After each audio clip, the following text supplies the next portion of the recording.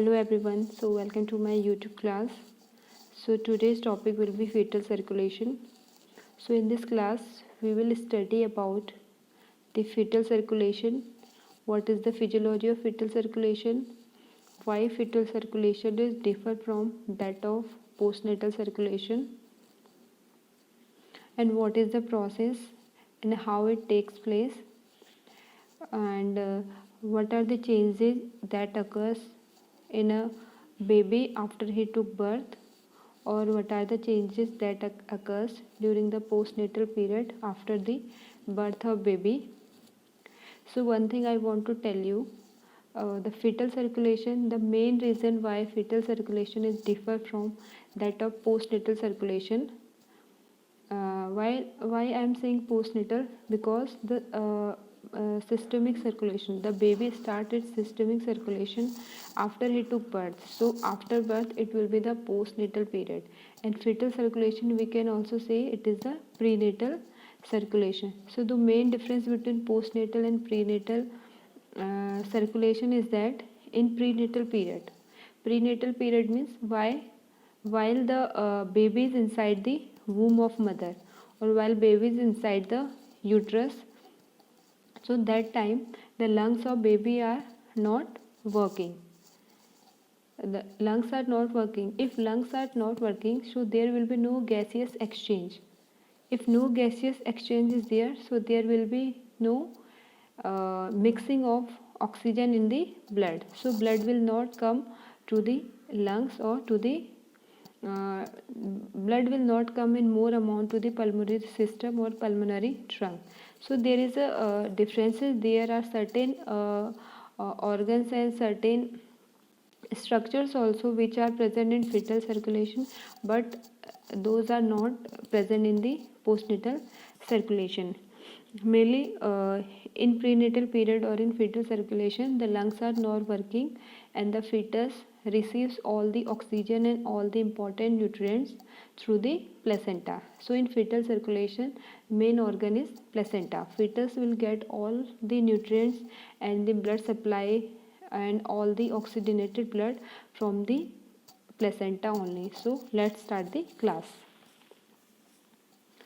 So first of all, what is fetal circulation?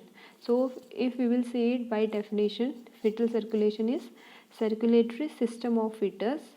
It comprises feto-placental circulation, which includes umbilical cord, blood vessels within placenta that carry fetal blood. तो fetal circulation क्या है? एक circulatory system है fetus का, जिसके अंदर क्या होता है? फीटो प्लेसेंटल सर्कुलेशन है ये, ठीक है। इसको हम फीटो प्लेसेंटल सर्कुलेशन क्यों बोलते हैं? क्योंकि इसमें जो ब्लड का सर्कुलेशन है वो किसके बीच में होता है? फीटस और प्लेसेंटा के बीच में होता है, ठीक है। फीटस से जो भी डीऑक्सीजनेटेड ब्लड है वो किस तक आता है? प्लेसेंटा तक आता है। और प्लेसेंटा क्या काम करता है? प्लेसेंटा उस जो इम्प्योर ब्लड है, डीऑक्सीजनेटेड ब्लड है, उसको क्या करने का काम करता है? प्यूरिफाई करने का काम करता है, ठीक है। तो जब ब्लड प्यूरिफाई हो जाता है देन वो किसके थ्रू? अम्बिलिकल कॉर्ड के थ्रू वापस कहाँ चला जाता है? फीटस में चला जाता है। तो ये क्या है? एक टाइप का फीटो प्लेसेंटल सर्कुलेशन है। Here exchange of blood between foetus and placenta. At the same time जो ये एक्सचेंज ऑफ ब्लड है और जो ये ट्रांसफ़र और circulation of blood deoxygenated and जो ऑक्सीजनेटेड ब्लड है वो किसकी हेल्प से होता है? अम्बिलिकल कॉर्ड की हेल्प से, ठीक है। और अम्बिलिकल कॉर्ड के अंदर क्या होती है? आर्टरीज और वेन होती है। उनका क्या काम है, वो कैसे फंक्शन करती है, वो हम नेक्स्ट स्लाइड में पढ़ेंगे। साथ ही साथ में इसमें ब्लड वेसल्स होती हैं जो क्या करती हैं? फीटल से ब्लड को कैरी करती हैं। Understood? Then next slide. So before moving further into the fetal circulation, some important terms has been given. तो आपको ये सारे टर्म्स पता होने चाहिए, क्योंकि ये सारे टर्म्स आपके यूज़ होंगे जब आप पूरी fetal circulation की प्रोसेस को स्टडी करेंगे। सबसे फर्स्ट वन है फीटस। तो हम फीटस किसको बोलते हैं?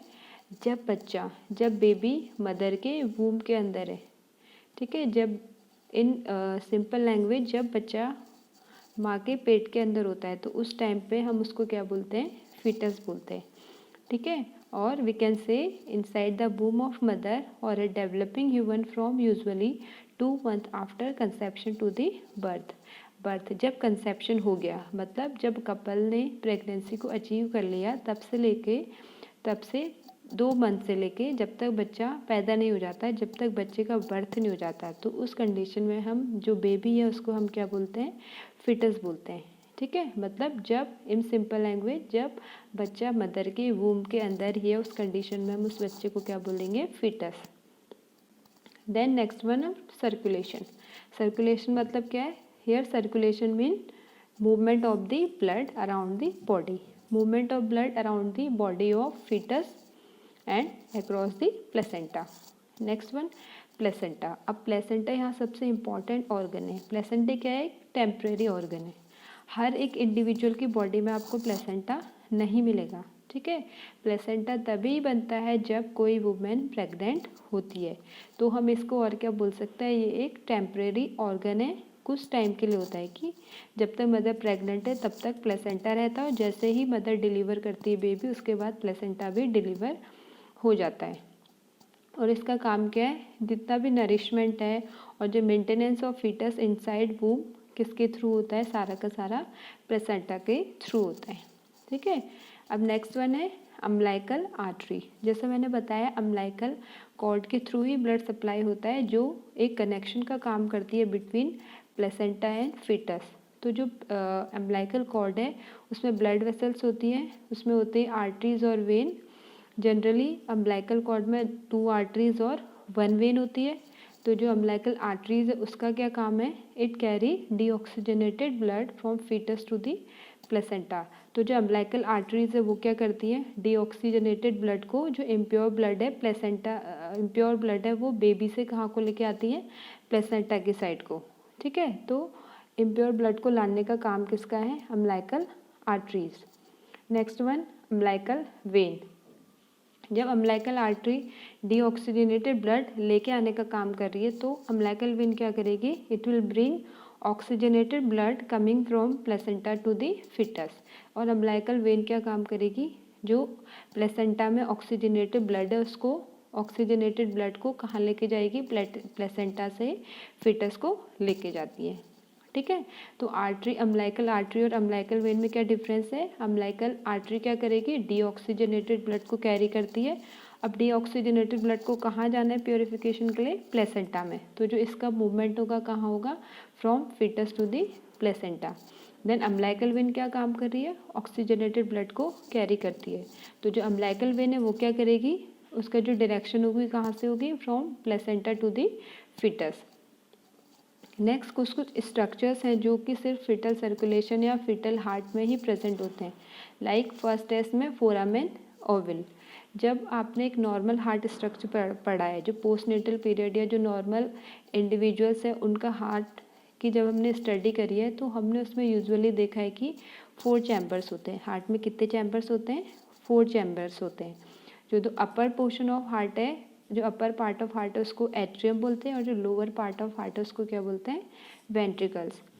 तो जो अपर पार्ट है वो भी अपर एंड लोअर पार्ट है वो लेफ्ट एंड राइट में डिवाइड होता है। तो जो अपर पार्ट है उसको हम क्या बोलेंगे, right atrium and left atrium, और जो लोअर पोर्शन है उसका क्या बोलेंगे, right ventricle and left ventricle.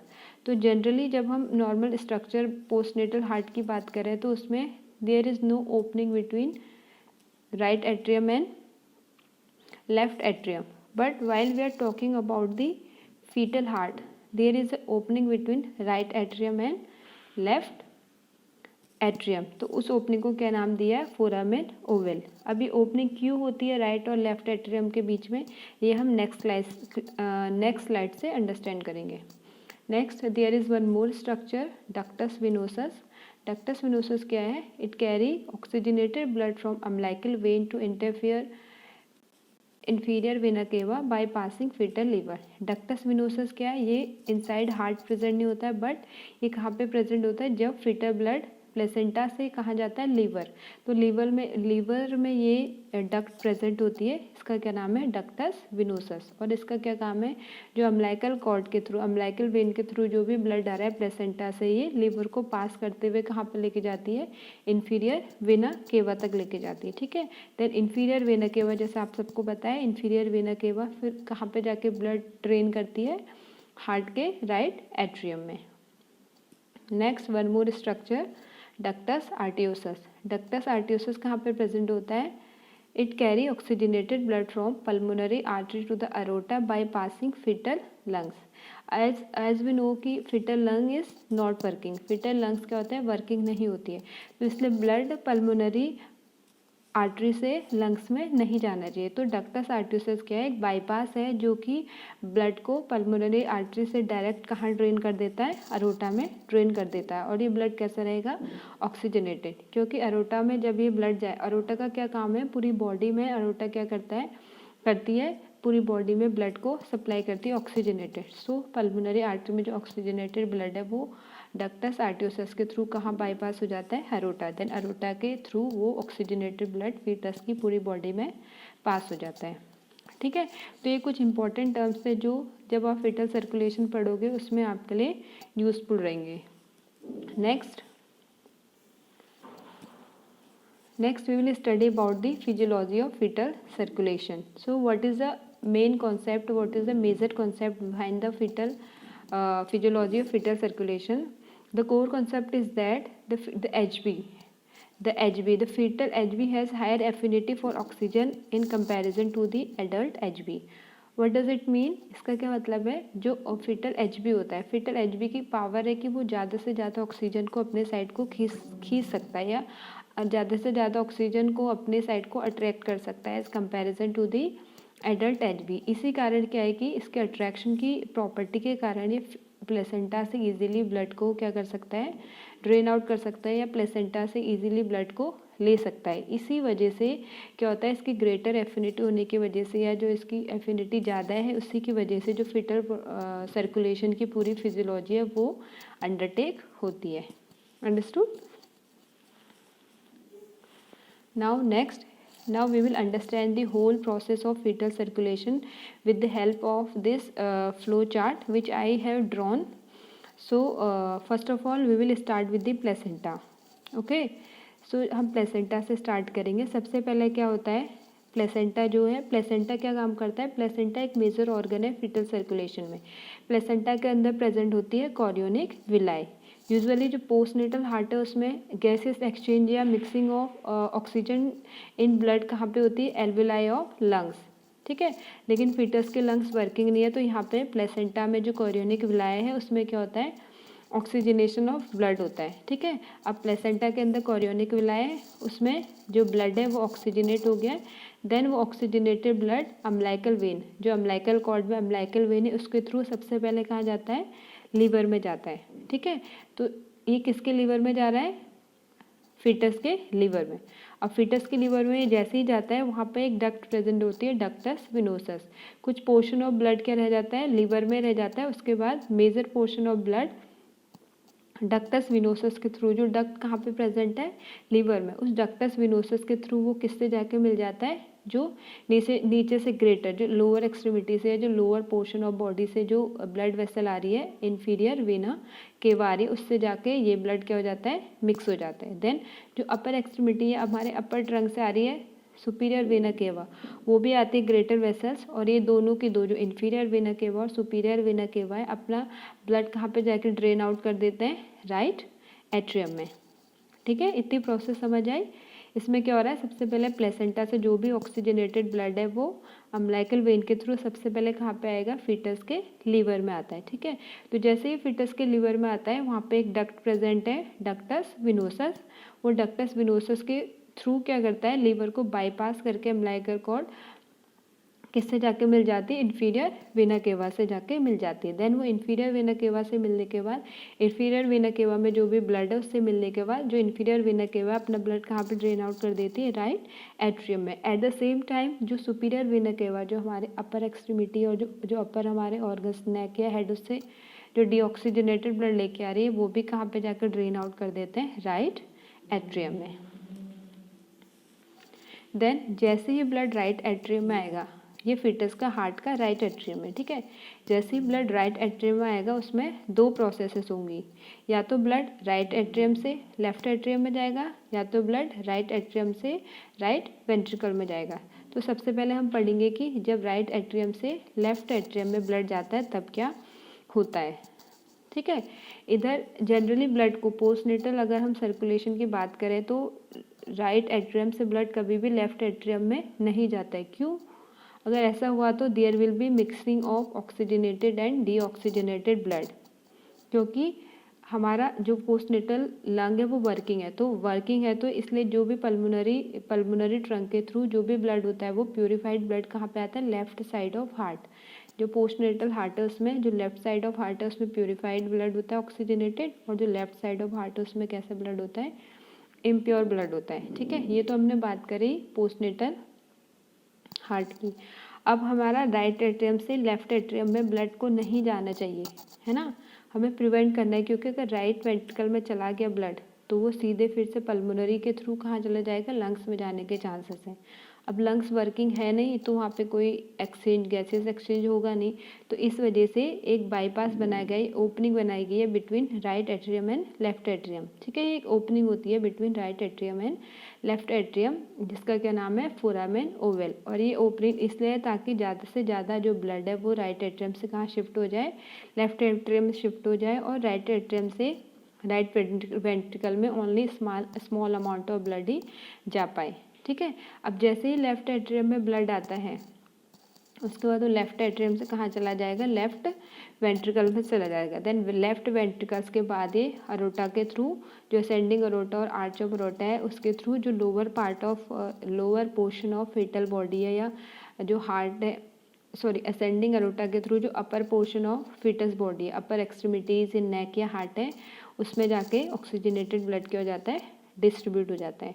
यहाँ पे इस फिगर में, इस पिक्चर में आपने और देखा, एक और देख रहे होगे इसमें कि लंग्स के थ्रू वीनस रिटर्न आ रहा है, ठीक है। कुछ small amount of blood lungs से भी आता है, वीनस रिटर्न आता है, वो भी सारा का सारा कहाँ पे ड्रेन होता है, लेफ्ट एट्रियम में होता है। देन अगेन यही ब्लड दोनों आपस में मिलके लेफ्ट एट्रियम से कहाँ जाते हैं, लेफ्ट वेंट्रिकल से। देन लेफ्ट वेंट्रिकल से असेंडिंग अरोटा के थ्रू जो upper body structure of fetus body है उसमें पूरा का पूरा जो ऑक्सीजनेटेड ब्लड है वो क्या हो जाता है, डिस्ट्रीब्यूट हो जाता है, ठीक है। ये क्या थी, पहली condition. Then second condition is जब राइट एट्रियम से ब्लड कहाँ जा रहा है, राइट वेंट्रिकल में। मेजर पोर्शन, यहाँ पे इंपॉर्टेंट थिंग आपको क्या माइंड में रखनी है कि major portion of blood will go from right atrium to the left atrium, ठीक है, थ्रू अ ओपनिंग जिसका क्या नाम है, फोरामेन ओवल। उसके बाद भी जब स्मॉल अमाउंट ऑफ ब्लड है वो राइट एट्रियम से कहाँ आ जाता है, राइट वेंट्रिकल में। अब राइट वेंट्रिकल में आने के बाद ये पल्मोनरी आर्टरी के थ्रू कहाँ पे चला जा सकता है, पल्मोनरी सर्कुलेशन में जाने के इसमें चांसेस हैं, ठीक है। तो in order to prevent the flow of blood from pulmonary artery to pulmonary circulation और लंग्स, यहाँ पे एक और ओपनिंग है जिसका क्या नाम है, डक्टस आर्टियोसस। तो डक्टस आर्टियोसस क्या करेगी, एक कनेक्शन में, इसके पीछे से अरोटा भी आ रहा है, ठीक है, पल्मोनरी आर्टरी के पीछे यहाँ पे अरोटा भी है जो ग्रेटर वेसल है। तो डक्टस आर्टियोसस क्या है, एक ओपनिंग है जो एक कनेक्शन बनाती है between aorta and pulmonary trunk. तो इसकी वजह से क्या होता है, ब्लड लंग्स में ना जाके सीधे कहाँ पे आ जाता है, अरोटा में आ जाता है, ठीक है। तो इससे हम जो movement of blood in lungs हम उसको प्रिवेंट कर सकते हैं, क्योंकि वो प्रिवेंट होना जरूरी है क्योंकि लंग्स फंक्शन नहीं कर रहे। तो डक्टस आर्टियोसस क्या है, it is a connection between aorta and pulmonary artery. तो इसके बाद सारा का सारा ब्लड कहाँ चला जाएगा, अरोटा में चला जाएगा। देन अरोटा से डिसेंडिंग अरोटा के थ्रू, डिसेंडिंग में स्लोअर, तो डिसेंडिंग अरोटा के थ्रू सारा का सारा ऑक्सीजनेटेड ब्लड लोअर एक्सट्रीमिटी में जो, और अदर स्ट्रक्चर जो बिलो डायफ्राम में उसमें जाके डिस्ट्रीब्यूट हो जाते हैं, ठीक है। देन ये क्या था, मूवमेंट ऑफ ऑक्सीजनेटेड ब्लड कैसे होगा, या पूरी बॉडी में फिटस के ब्लड कैसे डिस्ट्रीब्यूट होगा। अब जो ब्लड पूरा ऑक्सीजनेटेड ब्लड फिटस की बॉडी में डिस्ट्रीब्यूट हो गया, उसके बाद क्या होता है, विनस रिटर्न होगा। जैसे पोस्टनेटल सर्कुलेशन में विनस रिटर्न होता है, सेम एज फिटस में भी विनस रिटर्न होगा। तो जो venous return to the placenta है, अब विनस रिटर्न कहाँ पे होना है, प्लेसेंटा में, क्योंकि डीऑक्सीजनेटेड ब्लड को कहाँ आना है, प्लेसेंटा में आना है, क्योंकि प्लेसेंटा एक ऐसा ऑर्गन है जिसमें क्या हो रहा है, गैसेस एक्सचेंज हो रहा है और ऑक्सीजनेशन ऑफ ब्लड हो रहा है। तो जो वीनस रिटर्न होगा वो अम्बिलिकल आर्टरीज के थ्रू होगा। देन फीटस से अम्बिलिकल आर्टरीज के थ्रू डीऑक्सीजनेटेड ब्लड कहाँ पहुँच जाएगा, प्लेसेंटा में पहुंच जाता है। ठीक है, अब प्लेसेंटा में जैसे ही डीऑक्सीजनेटेड ब्लड पहुंच गया अम्बिलिकल आर्टरीज के थ्रू, देन फिर से प्रोसेस स्टार्ट होगी, फिर से ब्लड प्योरीफाई होगा, फिर से अम्बिलिकल ब्लड वेन के थ्रू ब्लड फिटस की साइड को जाएगा और जो ये प्रोसेस ऑफ फीटल सर्कुलेशन है वो फिर से क्या होगी, स्टार्ट होगी। तो इस तरीके से जो प्रोसेस ऑफ फीटल सर्कुलेशन है वो चलती रहती है from placenta to fetus and fetus to the placenta. ठीक है, by umbilical vein and umbilical arteries. Now what is the fate of fetal circulation? Fate of fetal circulation means we have studied all about the fetal circulation, what is the process of fetal circulation, physiology of fetal circulation. Now we will study about the fate of fetal circulation कि fetal circulation तो तभी तक होता है जब बच्चा mother के womb के अंदर है। तो जैसे ही बच्चा डिलीवर हो जाता है उसके बाद जो भी ऑर्गन्स थे जो कि एक नॉर्मल पोस्टनेटल हार्ट में प्रेजेंट नहीं होते हैं, तो वो ऑर्गन्स कैसे कैसे धीरे धीरे डिसअपियर होते हैं उसके बारे में हम पढ़ेंगे in fate of fetal circulation. तो जो end up of fetal circulation होता है मेनली दो मेजर फैक्टर्स इसमें हैं। First one cessation of placental circulation and second one initiation of breathing in infant. ये किसके कारण होता है, जैसे सबसे पहले तो प्लेसेंटल सर्कुलेशन सिसेशन हो गया, उसका स्टॉप हो गया उसके कारण। अब प्लेसेंटल सर्कुलेशन स्टॉप हो गया, प्लेसेंटा ने काम करना बंद, प्लेसेंटा डिलीवर आउट हो गया तो प्लेसेंटा है ही नहीं, तो अम्बिलिकल वेन का कोई काम नहीं रह गया, तो अम्बिलिकल वेन से ब्लड नहीं आएगा, तो जो प्रोसेस है पूरी स्टॉप हो जाएगी। एट द सेम टाइम जो हमारा फिटस का हार्ट है, लंग है, उसने फंक्शन करना स्टार्ट कर दिया, उसने सेल्फ ब्रीदिंग कर दी, तो लंग क्या हो गए, एक्सपांड हो गए। तो लंग एक्सपांड हो गए तो उसमें जो भी process of mixing of oxygen with the blood है वो स्टार्ट हो जाएगी। तो अब प्लेसेंटा की कोई भी इसमें ज़रूरत नहीं रहेगी। तो इसी की वजह से जितने भी ऑर्गन्स जो फिटस सर्कुलेशन के टाइम पे स्ट्रक्चर्स प्रेजेंट थे वो धीरे धीरे क्या हो जाते हैं, डिसअपेयर हो जाते हैं। ठीक है, अब हम वन बाय वन इसके बारे में पढ़ेंगे कि कौन सा जो स्ट्रक्चर है वो कब डिसअपेयर होता है और किस वजह से डिसअपेयर होता है। सबसे फर्स्ट वन है closure of umbilical artery and umbilical vein. तो अम्बिलिकल आर्टरी और अम्बिलिकल वेन कैसे क्लोज होंगी, जैसे as soon as baby born, जैसे ही बेबी बॉर्न होता है बेबी क्या कर लेता है, अपनी ब्रीदिंग सेल्फ ब्रीदिंग स्टार्ट करता है, देन वो प्लेसेंटा से डिस्कनेक्ट हो जाता है। ठीक है, तो प्लेसेंटा से डिस्कनेक्ट हो जाता है जैसे, वैसे ही क्या होता है, अब ब्लड की कोई भी ज़रूरत नहीं है कि अब वो कहाँ जाए वापस, प्लेसेंटा, क्योंकि प्लेसेंटा है ही नहीं अब, तो ब्लड वापस प्लेसेंटा में नहीं जाएगा। ठीक है, तो प्लेसेंटा में जब ब्लड ही नहीं जाना है या प्लेसेंटा से ब्लड ही नहीं आना है तो कोई भी इंपॉर्टेंस नहीं है यहाँ पे अम्बिलिकल आर्टरी और अम्बिलिकल वेन की। तो धीरे धीरे क्या होता है, अम्बिलिकल वेन और अम्बिलिकल आर्टरी धीरे धीरे क्या हो जाती हैं, कोलैप्स हो जाती हैं। ठीक है, बट इसमें एक ट्विस्ट है कि पहले अम्बिलिकल आर्टरी कोलैप्स होती है उसके बाद अम्बिलिकल वेन। इसके पीछे क्या रीज़न है, क्योंकि हमें पता है कि अम्बिलिकल वेन क्या काम कर रही है, ऑक्सीजनेटेड ब्लड को लाने का काम कर रही है प्लेसेंटा से कहाँ तक, फीटस से, और अम्बिलिकल वे आर्टरी क्या काम कर रही है, डीऑक्सीजनेटेड ब्लड को लाने का काम फीटस से कहाँ पे, प्लेसेंटा। तो अम्बिलिकल, अब प्लेसेंटा है नहीं, तो प्लेसेंटा है नहीं तो कोई भी डीऑक्सीजनेटेड ब्लड नहीं आएगा फीटस से, और डीऑक्सीजनेटेड ब्लड भी फीटस से अब नहीं आएगा प्लेसेंटा के साइड, क्योंकि लंग्स ने काम करना बंद कर, लंग्स ने काम करना स्टार्ट कर दिया है। तो इसलिए सबसे पहले अम्बिलिकल आर्टरी कोलैप्स होती है, उसके बाद अम्बिलिकल वेन कोलैप्स होता है। क्यों, क्योंकि जो भी सम पोर्शन ऑफ ब्लड, जो सम पोर्शन और सम वॉल्यूम ऑफ जो ऑक्सीजनेटेड ब्लड अम्बिलिकल वेन में बच गई वो सब की सब क्या करे, प्लेसेंटा से फीटस की साइड को जा सके। तो इसलिए पहले अम्बिलिकल आर्टरी कोलैप्स होती है, उसके बाद क्या होती है, अम्बिलिकल वेन कोलैप्स होती है। ठीक है, तो अम्बिलिकल वेन लेट में क्यों कोलैप्स हो रही है, क्योंकि जो भी उसमें जितना भी स्मॉल अमाउंट में जो भी ऑक्सीजनेटेड ब्लड अभी बचा है वो सबका सब कहाँ को चला जाए, फीटस की साइड को चला जाए, इसीलिए अम्बिलिकल जो वेन है वो थोड़ा टाइम लेती कोलैप्स होने में as comparison to the umbilical artery.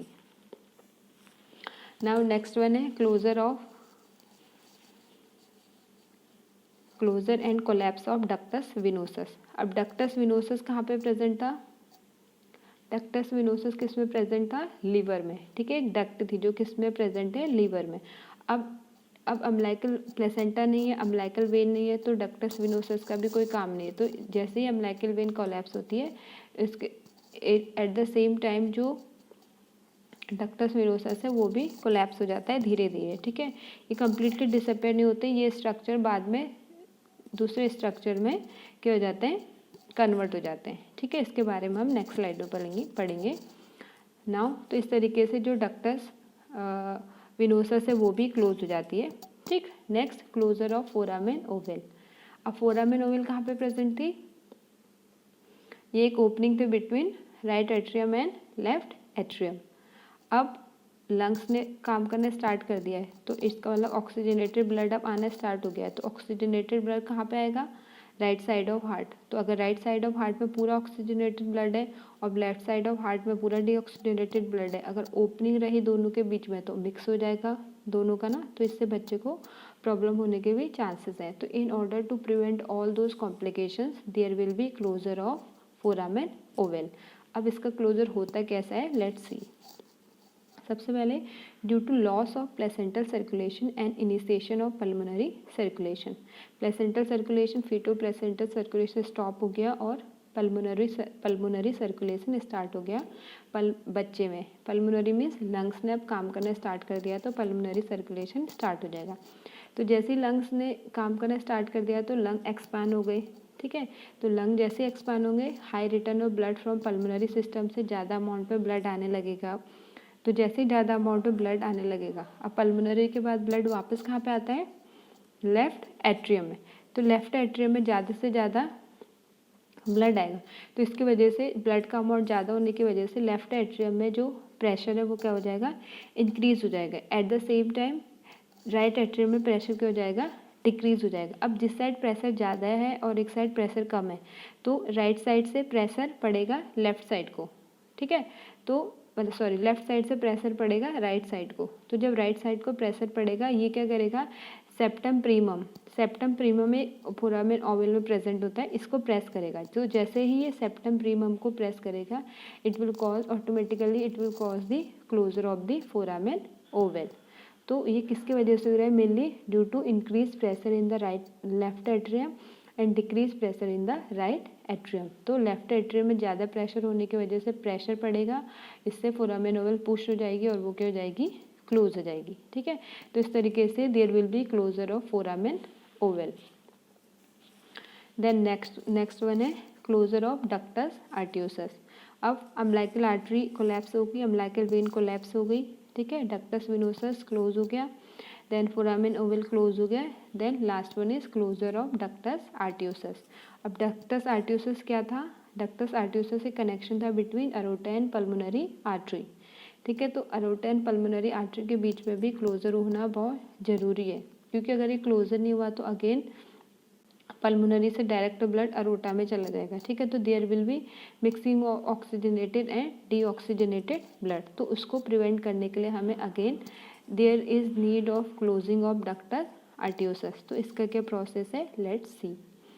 तो as soon as baby cry, जैसे बेबी क्राई करेगा, लंग्स एक्सपांड होंगे, blood vessels will open and there will be reduce resistance of blood to the lungs. जैसे before, ठीक है, before means before birth of baby, जब lung work नहीं कर रहे उस टाइम पे रेजिस्टेंस होगी लंग्स के अंदर, मतलब वो अवॉइड करेगा कि उसमें ब्लड ना आए या कोई भी चीज़ ना आए। बट जैसे ही लंग एक्सपांड हो गए तो इसमें जो रेजिस्टेंस है वो भी क्या हो जाएगी? रिड्यूस हो जाएगी। मीन्स अब इसमें ब्लड इजीली आ सकता है, ठीक है। तो जैसे ही रेजिस्टेंस रिड्यूस होगी उसके कारण क्या होगा? Blood start going to the pulmonary circulation में ब्लड जाता है, देन पल्मोनरी सर्कुलेशन से वापस भी आएगा ब्लड प्यूरिफाई होने के बाद, तो वापस कहाँ आएगा? वो लेफ्ट एट्रियम में आएगा, ठीक है। लेफ्ट एट्रियम में आएगा, देन लेफ्ट वेंट्रिकल में, लेफ्ट एट्रियम से लेफ्ट वेंट्रिकल में जाएगा। तो जब ये लेफ्ट एट्रियम में आ रहा है उसके कारण क्या होगा? Increase pressure in the aortic system. इसके कारण क्या होगा? लेफ्ट एट्रियम में आने के कारण जो अरोटिक सिस्टम है उसमें प्रेशर इंक्रीज हो जाएगा और decrease pressure in the pulmonary system. अब पल्मोनरी सिस्टम में रेजिस्टेंस कम होगी तो ऑटोमेटिकली प्रेशर भी कम होगा, और लेफ्ट एट्रियम में अमाउंट ऑफ ब्लड ज़्यादा है तो ज़्यादा से ज़्यादा ब्लड लेफ्ट वेंट्रिकल में जाएगा, और लेफ्ट वेंट्रिकल में ब्लड ज़्यादा है तो उसके बाद अरोटा में ही जाता है, तो ऑटोमेटिकली अरोटा में प्रेशर क्या हो जाएगा? इंक्रीज हो जाएगा, ठीक है। तो जैसे उसमें प्रेशर इंक्रीज हो गया, इसमें क्या होगा, now blood can move from aorta to the pulmonary. जैसे ही उसमें ब्लड में अरोटिक में प्रेशर इंक्रीज हो गया तो देयर आर चांसेस कि ब्लड मूव हो सकता है कहाँ, पल्मोनरी आर्टरी के साइड को। तो इसीलिए उसको प्रिवेंट करने के लिए जो डक्टस आर्टरियोसस है उसका क्लोज होना जरूरी है। तो in order to prevent the backflow of blood from aortic to the pulmonary system there is closure of the ductus arteriosus। तो ये जो सर्टेन स्ट्रक्चर्स है जो फीटल सर्कुलेशन में इम्पॉर्टेंट रोल प्ले कर रहे थे आफ्टर बर्थ या during the post natal period, ये सारे के सारे स्ट्रक्चर्स क्या हो जाते हैं, डिसअपियर हो जाते हैं, ठीक है। डिसअपियर हो जाते हैं या सारे के सारे स्ट्रक्चर्स किसी दूसरे स्मॉल स्ट्रक्चर्स में कन्वर्ट हो जाते हैं। तो this all was all about कि what are the changes that occurs in a newborn after he took birth, ठीक है। एंड सर्टेन ऑर्गन्स या द स्ट्रक्चर जो फीटल सर्कुलेशन में थे वो आफ्टर बर्थ उनमें क्या क्या चेंजेस होते हैं, वो उस सारी चीज़ों के बारे में हमने स्टडी करा। नेक्स्ट स्लाइड में we will study about the remnants. Remnants में लेफ्ट आउट कि सब कुछ खत्म होने का दिया, सारे स्ट्रक्चर बंद हो गए, सारे स्ट्रक्चर ने काम करना बंद कर दिया, इसके बाद भी समहाउ इनके कुछ कुछ रेमनेंट्स बचे होते हैं, मतलब कुछ ये स्ट्रक्चर्स किसी दूसरे स्ट्रक्चर में ये कन्वर्ट हो जाते हैं। तो जो फोरामेन ओवल है उसका रेमनेंट क्या है, फोसा ओवेलिस। ये पूरी कोलैप्स होने के बाद, डिसअपियर होने के बाद किस में कन्वर्ट हो जाती है, fossa ovalis. Next ductus arteriosus किस में कन्वर्ट हो रहा है, ligamentum arteriosum. Next ductus venosus will convert into ligamentum venosum. Next umbilical artery will be converted into umbilical ligament and umbilical vein will convert into ligamentum teres। तो ये सब क्या था, रेमनेंट्स, ठीक है, remnants of the fetal circulation structures after the birth of baby or during the postnatal period when baby came out of the womb of the mother। So this all was about the fetal circulation। So thank you so much for watching। I hope जो भी चीज़ें मैंने आपको बताई है आपके लिए useful रहेंगी। और फीटल सर्कुलेशन ये बहुत इंपॉर्टेंट टॉपिक है, from first year to fourth year आपके लिए बहुत ज़्यादा इंपॉर्टेंट होगा। तो please take more attention in it और कीप स्टडी, अच्छे से पढ़ाई कीजिए और stay at your home and stay safe and maintain the isolation from others, maintain social distancing। below video I have given you go to the description, in description you will get one link। when you will open that link one blog page will open, in that blog page you will get all the description of the matter which I have shown you in this slide। go through that, then as you will go through that, after that you will get a quiz assessment scale, a little self quiz assessment scale I have prepared just for your quick revision or just for evaluation। so just go through that, and when you will some objective type of questions are there, you have to answer and you have to make a choice and give your response। as you will give your response, so on the basis of your response there will be a scoring। so on the spot scoring you will get, and you will come to know how much you have gained with this chapter, what I have taught you। okay, so just do study, stay tuned, thank you so much for watching।